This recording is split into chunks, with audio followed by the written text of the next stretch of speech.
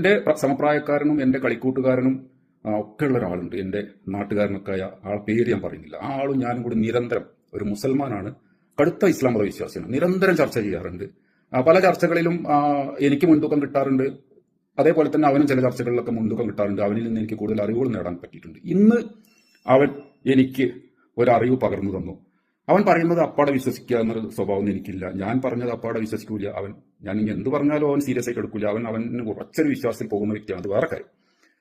പക്ഷെ ഇന്ന് അവനും ഞാനും കൂടി ചർച്ച ചെയ്തപ്പോൾ ഉണ്ടായ ഒരു അനുഭവം പറയാം. ഖുറാനിലെ ഒരു സൂക്തം, അത് വെച്ചിട്ടാണ് ചർച്ച വന്നത്. 16-ാം അധ്യായമാണെന്ന് തോന്നുന്നു. അധ്യായത്തിന്റെ നമ്പർ ഒന്നും എനിക്ക് ഡീറ്റെയിൽ ആയിട്ട് അറിയില്ല, നിങ്ങൾ അന്വേഷിക്കുക. എന്തായാലും പറഞ്ഞത് ഇതാണ്, ഖുറാനിൽ തേനീച്ചകളെ പറ്റി വിവരിച്ചതാണ് പറഞ്ഞത്.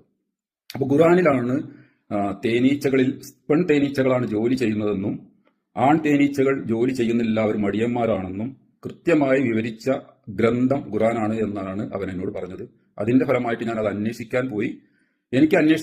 അന്വേഷിച്ചപ്പോൾ എനിക്ക് കിട്ടിയ വിവരം, ഖുറാൻ ഇറങ്ങുന്നതിന് 2000 വർഷങ്ങൾക്ക് മുമ്പ് ഗ്രീക്ക് തത്വചിന്തകനായ അരിസ്റ്റോട്ടിൽ എന്ന് പറഞ്ഞ ആള് തേനീച്ചകളെ പറ്റി വളരെ വിശദമായിട്ട് പരാമർശിച്ചിട്ടുണ്ട്.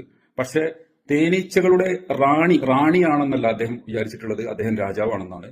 പെൺതേനീച്ചകളാണ് ജോലി ചെയ്യുന്നതെന്നൊന്നും കൃത്യമായിട്ട് അദ്ദേഹം പറഞ്ഞിട്ടില്ല. പക്ഷെ തേനീച്ചകളെ പറ്റി ഒരു വലിയ പഠനം അയാൾ നടത്തിയിട്ടുണ്ട് എന്നുള്ളത് സത്യം.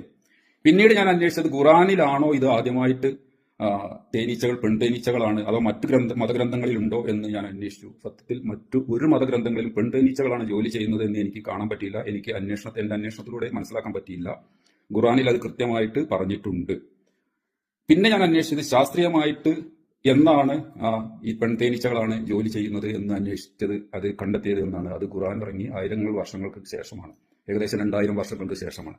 അപ്പൊ ചുരുക്കി പറഞ്ഞാൽ, ഖുറാനിലെ ഈ ഒരു വസ്തുത എന്നെ അത്ഭുതപ്പെടുത്തി എന്നുള്ളത് നിങ്ങളെ മുന്നിൽ അവതരിപ്പിക്കുക എന്നുള്ളതാണ്. ഇത് ഞാൻ ഇവിടെ അവതരിപ്പിക്കുമ്പോൾ ഇതിന്റെ മര്യാദയാണ്, എനിക്ക് ബോധ്യപ്പെട്ട സംഗതി